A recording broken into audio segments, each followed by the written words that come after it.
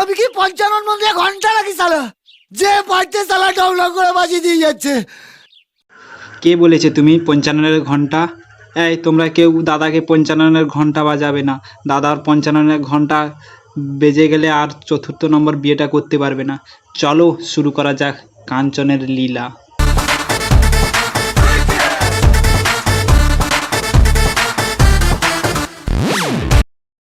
তো আমাদের কাঞ্চনদা গেছে একটা স্টেজ প্রোগ্রামে, সেখান থেকে সে জানাবে তার প্রেমের সংকীর্তন।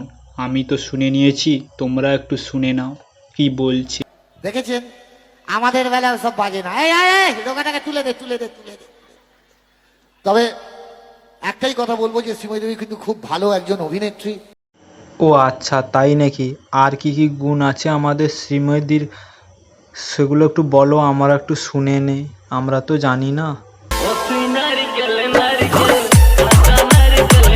আমার প্রথম যদি বলেন শিক্ষাগুরু, সেটা হচ্ছে কাঞ্চন মল্লিক। একটা ও আচ্ছা, প্রথমে শিক্ষক, তারপরে বিয়ে, তারপরে অন্য সব কিছু। ও না, তোমরা তো সবাই ভালো ছেলে, তোমরা তো কিছুই জানো।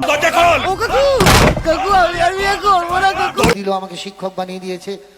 হ্যাঁ ঠিকই, হয়তো শেখারই ইচ্ছেটা যে ছাত্র থাকে তাকে শেখাতে ভালো লাগে।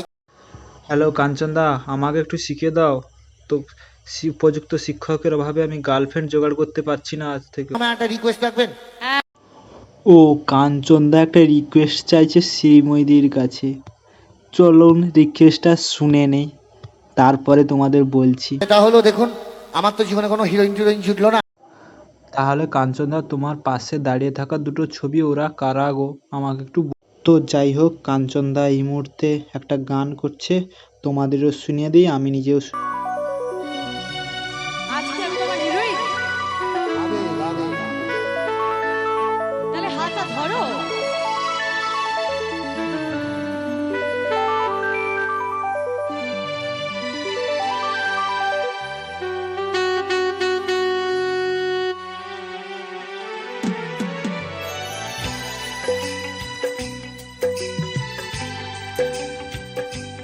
আরে শাবাশ, দেখেছেন হোলির দিন রঙিন